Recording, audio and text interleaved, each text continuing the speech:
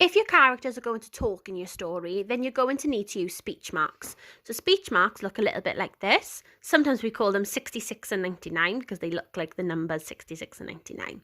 Okay, so anything that is said by your character, you're going to put in between the speech marks. So you open the speech marks, you write what is going to be said, then you close the speech marks. So I've got here, "I think we are going to crash," exclaimed Buzz loudly.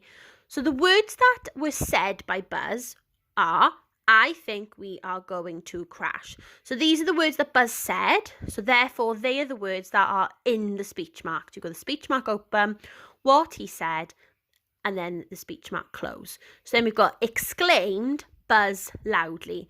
Now I could have just said Buzz loudly. However, I wanted to make my story really interesting. And I wanted to find a better word than said.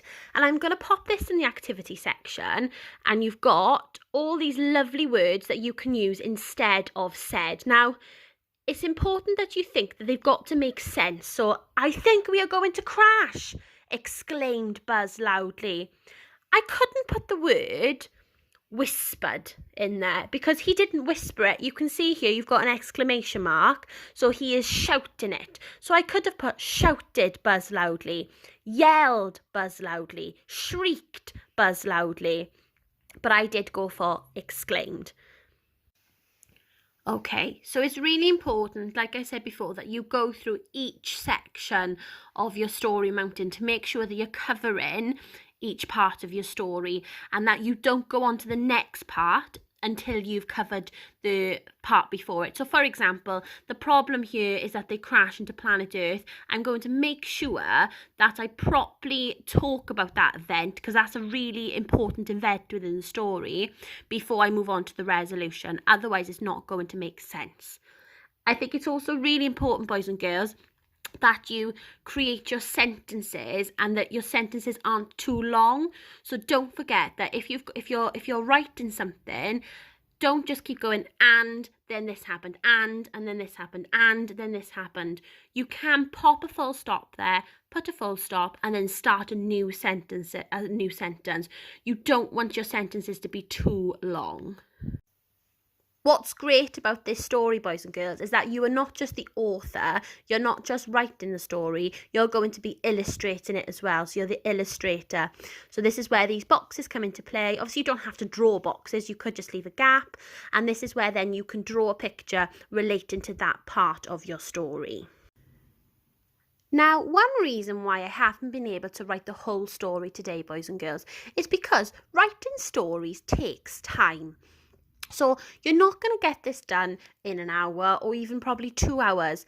Writing a story takes time, and it wouldn't surprise me if it took you the whole week to get it done.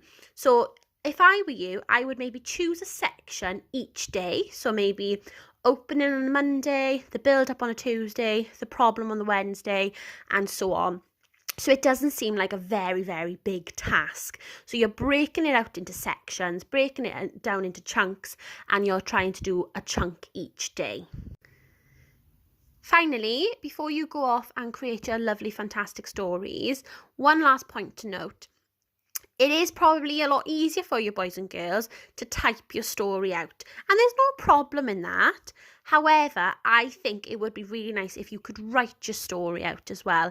I think sometimes when you're writing your story, some of your ideas will come into your head and you'll just be able to get them down as quick as you can. And obviously, if we were in school, we would be writing our story out.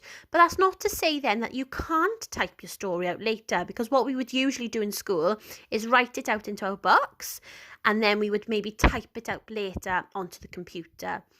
Obviously, if you complete this activity, you'll get some dojo points, but I think your teachers will give you a few extra dojo points if you manage to write it using a pen and paper, so you can see your lovely handwriting and practicing that lovely handwriting as well. Poor luck, boys and girls. I can't wait to read all your lovely stories, and I hope you do a really, really good job.